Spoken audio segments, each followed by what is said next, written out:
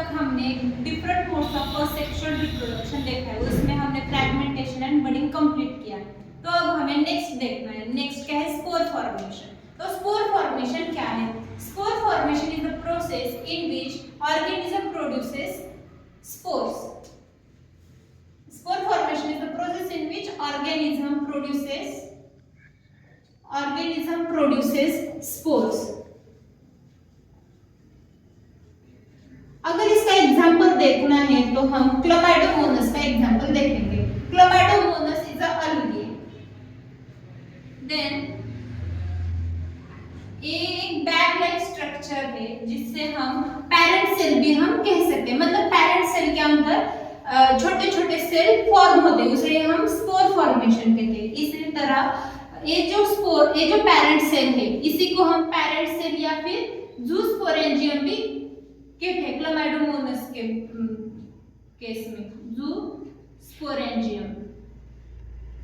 जूस्पोरेंजियम। और उसमें क्या प्रेजेंट रहता है, मतलब ऐसे छोटे छोटे जूस्पोर्स प्रेजेंट रहते हैं इसमें, मतलब छोटे छोटे जो क्लोमाइडोमोनास, मतलब एक बड़ा क्लोमाइडोमोनास और उसमें छोटे छोटे क्लोमाइडोमोनास फॉर्म होते हैं, like in the form of spores.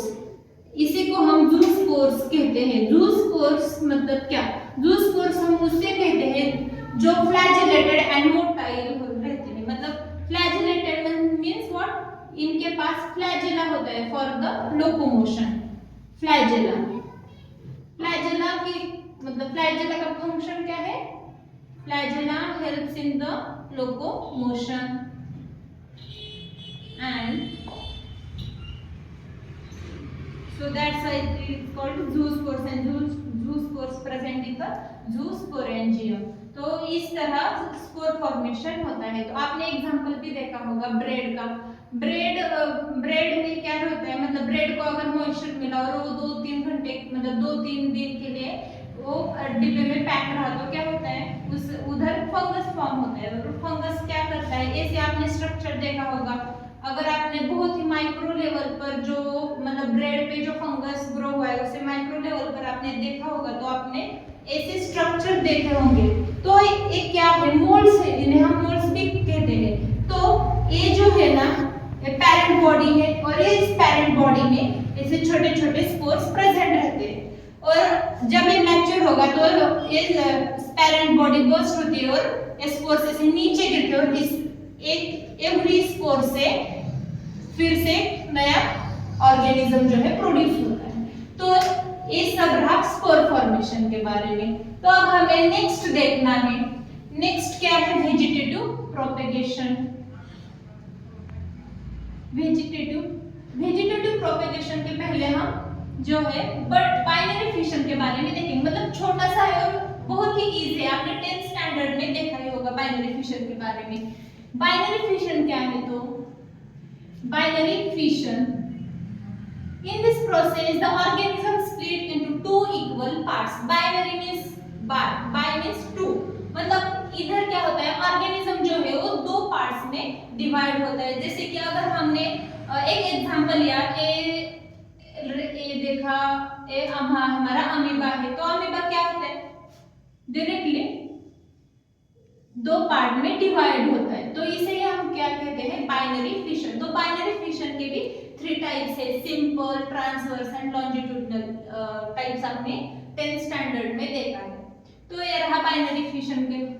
अब सिंपल बाइनरी फिशन क्या होता है, मतलब इधर कुछ भी मतलब इक्वल पार्ट्स या मतलब ऐसा कुछ नहीं, organism directly divided into 2 parts, that is example is amoeba. Second one is transverse binary fission, मतलब ऐसे बीच में से।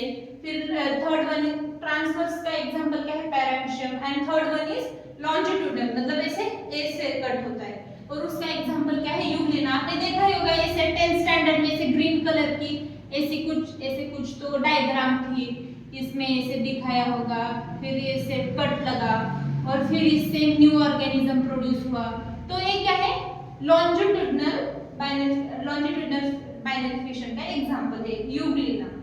तो ये रहा बाइनरी फिशन के बारे में, मतलब बाइनरी फिशन में क्या होता है, organism split into 2 equal parts, that is called binary fission. तो आई होप आपको आपको ये भी समझ में आ गया होगा।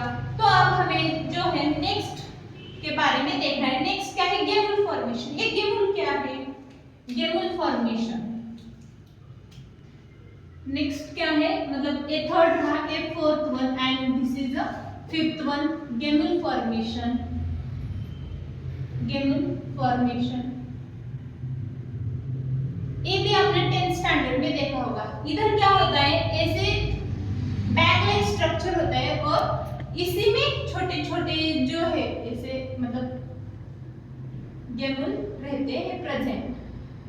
तो गेमुल फॉर्मेशन जो है एक ऐसे कप लाइक स्ट्रक्चर रहता है। आपने ब्रायोफाइट के अंदर देखा है, ब्रायोफाइट जो है मर्केंटिया उसका एग्जांपल है। इस ऐसे थैलॉइड उसकी बॉडी रहती है और इसमें ऐसे कप लाइक गेमा, उसे हम गेमा कहते हैं, गेमा स्ट्रक्चर, ऐसे कप लाइक स्ट्रक्चर रहते हैं और इसमें एक छोटे छोटे गेमुल जो है फॉर्म होते हैं। तो this is all about spore formation, binary fission and gemmule formation. तो अब हमें नेक्स्ट मोस्ट इंपॉर्टेंट एंड थोड़ा सा लिटिल बिट इसके कंपैरिजन में बड़ा है, वो है वेजिटेटिव प्रोपेगेशन। तो अब नेक्स्ट हमें देखना है वेजिटेटिव प्रोपेगेशन के बारे में। हाँ, तो अब तक हमने spore formation, binary fission and gemmule formation के बारे में देखा है। तो नेक्स्ट क्या है? Vegetative propagation. तो vegetative propagation means what? Vegetative means what? एक कौन सा भी प्लांट्स का एक पार्ट, और propagation means what? Multiplication. Multiplication means एक से ज्यादा होना, मतलब एक प्रेजेंट है तो उसका ही मल्टीप्लाई होना। हमने सीखा है मल्टीप्लिकेशन मींस व्हाट। तो फिर वेजिटेटिव प्रोपेगेशन अगर हमें सीखना है तो मैं आपको एक स्टोरी सुनाऊंगी। तो दो फ्रेंड्स रहते हैं। तो दो फ्रेंड क्या हुआ, एक फ्रेंड दूसरे फ्रेंड के घर गई और जब वो फ्रेंड के घर गई तब वो जो मतलब फिर एक फ्रेंड थी उसने उसका गार्डन उसे दिखाया। फिर गार्डन देखने के बाद उधर बहुत ही मतलब अच्छे से मतलब वेरियस टाइप्स ऑफ रोज जो है उधर प्रेजेंट थे। तो एक फ्रेंड ने बोला कि अरे यार मुझे भी मतलब एक रोज देना, बहुत ही अच्छा है। तो फिर वो बोलते हैं कि नहीं मैं नहीं दूंगी, मेरी मम्मी मुझे डांटेगी अगर रोज मतलब रोज को तोड़ा तो मेरी मम्मी मुझे डांटेगी। तो इसे आया गुस्सा। तो पर ये बहुत ही टैलेंटेड थी, तो मतलब उसने क्या आपकी तरह ही 10th या 12th में वेजिटेटिव प्रोपेगेशन के बारे में सीखा था। तो उसने उधर उसका दिमाग लगाया और उसने बोला ठीक है, अगर तेरी मम्मी तुझे रोज नहीं दे सकती या तू मुझे रोज नहीं दे सकती तो अगर मतलब एटलीस्ट तू मुझे उस रोज की कौन सी भी एक स्टेम तो दे सकती है ना, रोज नहीं पर स्टेम तो दे। तो उसने ठीक है फिर मैं तो दूंगी स्टेम, स्टेम में क्या रहता है ना। तो उसने स्टेम ली, उसने स्टेम ली और स्टेम लेकर वो अपने घर गई।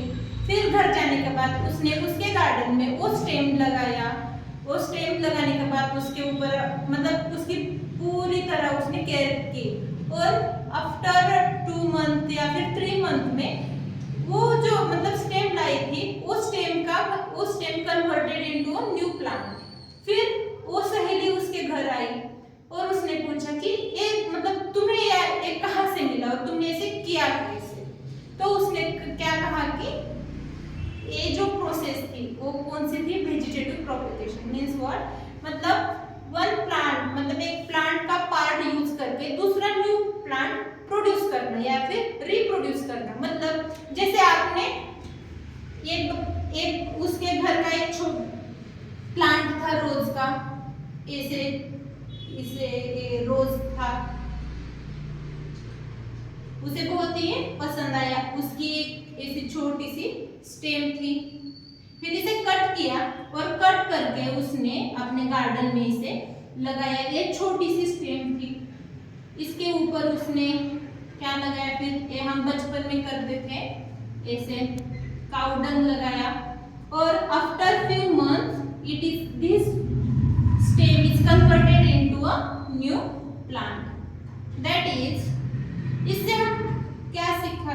इससे हमें क्या सीखने को मिलता है कि अगर हम प्लांट का कौन सा भी एक पार्ट वेजिटेटिव पार्ट निकाल कर उसे लगाए तो क्या होता है, न्यू प्लांटलेट रेडी होता है या फिर रिप्रोड्यूस होता है। मतलब प्लांट का ही पार्ट यूज करके प्लांट ही रिप्रोड्यूस करना, मतलब वेजिटेटिव प्रोपगेशन मींस व्हाट, कि using plant part and reproduce new plant, that is called vegetative propagation. तो वेजिटेटिव प्रोपगेशन का भी मतलब ये हम 3 वेज में कर सकते हैं। First one is cutting, grafting या फिर टिश्यू कल्चर। तो कटिंग क्या है, मतलब cutting is a part having, मतलब कटिंग क्या होता है, मतलब अभी हमने क्या किया, इधर रोज की एक स्टेम कट की और एक कट करके हमने हमारे गार्डन में लगाई। तो एक कट करके हमने गार्डन में लगाई, तो ऐसे ही कटिंग के 5 टाइप्स, मतलब 4 टाइप्स है कटिंग के। तो नेक्स्ट हम ग्राफ्टिंग देखेंगे। तो ग्राफ्टिंग में क्या होता है, 2 प्लांट्स के पार्ट जो है joint in such a way that they produce new plant. That is हमने देखा होगा एक प्लांट का स्टेम लिया, दूसरे प्लांट का रूट लिया, इन दोनों को जोड़कर हम न्यू प्लांट जो है प्रोड्यूस करते हैं। जैसे कि अगर हमने एक प्लांट की स्टेम लिया तो स्टेम को हम सायन कहेंगे, और एक प्लांट का रूटेड प्लांट लिया तो उसे हम स्टॉक कहेंगे, और इन दोनों को मिलाकर या इन दोनों को ज्वाइन कर हम अगर न्यू प्लांटलेट रिप्रोड्यूस करेंगे तो हम उसे, उस प्रोसेस को हम ग्राफ्टिंग कहते हैं। जैसे कि example apple, pear and rose भी हो सकता है। Then third one and last one is plant tissue culture. तो टिश्यू कल्चर क्या है, हमने देखा है प्लांट टिश्यू कल्चर, पीटीसी हमने सुना ही होगा। तो फिर टिश्यू कल्चर में क्या होता है, micro propagation. Micro propagation means, micro means what, small, propagation means multiplication, म्हणजे स्मॉल अमाउंट, मतलब स्मॉल पार्ट को लेकर बहुत सारा जो है रिप्रोड्यूस करना। जैसे कि grow to give many plantlet, मतलब छोटे छोटे सीड को ग्रो कर उससे हम ज्यादा अमाउंट में जो है प्लांटलेट्स रिप्रोड्यूस करते हैं। आपने नर्सरी में वो देखा ही होगा, मतलब छोटे छोटे प्लांट जो है ऐसे छोटे छोटे कप में मिलते हैं, और उससे हम न्यू प्लांट जो है खेत में लगाकर उससे न्यू प्लांट रिप्रोड्यूस करते हैं। तो this is all about the vegetative propagation. Vegetative propagation जो है 3 वेज में होता है, cutting, grafting and tissue culture. तो इन दिस वे हमने जो है असेक्सुअल रिप्रोडक्शन के सारे टाइप्स देखे हैं। तो अगर आई होप आपको सभी टाइप्स जो है अच्छे से समझ में आ गए होंगे। तो अगर आपको ऐसे ही सीखना है तो हमारे चैनल को अभी लाइक, शेयर एंड सब्सक्राइब कीजिए। तो नेक्स्ट वीडियो में हम जो है सेक्सुअल रिप्रोडक्शन के बारे में देखने वाले हैं। तब तक के लिए स्टे ट्यून्ड।